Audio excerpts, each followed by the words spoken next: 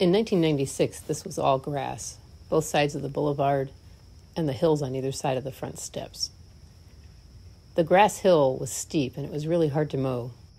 So in 1998, I turned the left hillside into some terraces with rocks and broken sidewalk concrete that the city had left behind during some street reconstruction. I planted some native plants on the terraces.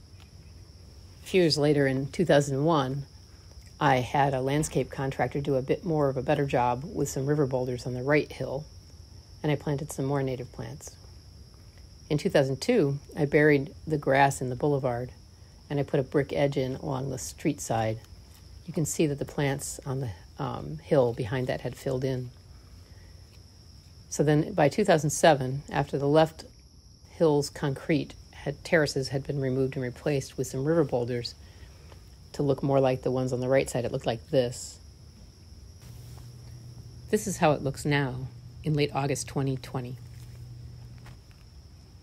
In this area there are some lilies, delphiniums, iris, daylilies, cushion spurge, asters, lead plant, and there's a young oak tree there.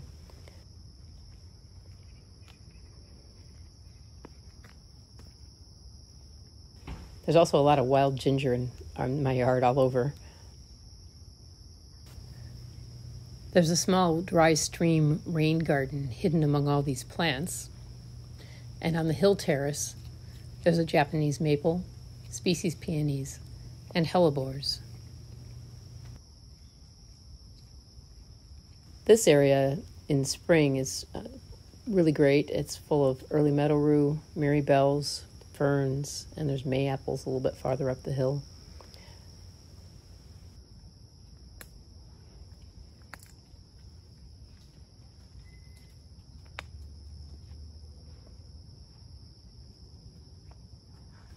Korean angelica is a bee favorite in August right now.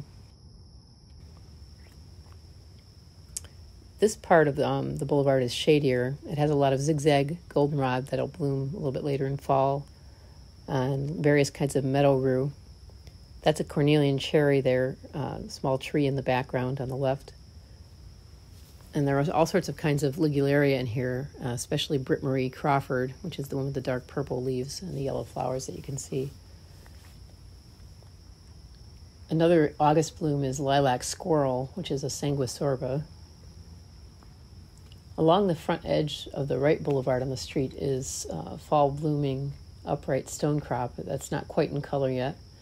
And there's lots of wild petunias there too. Those have already bloomed though.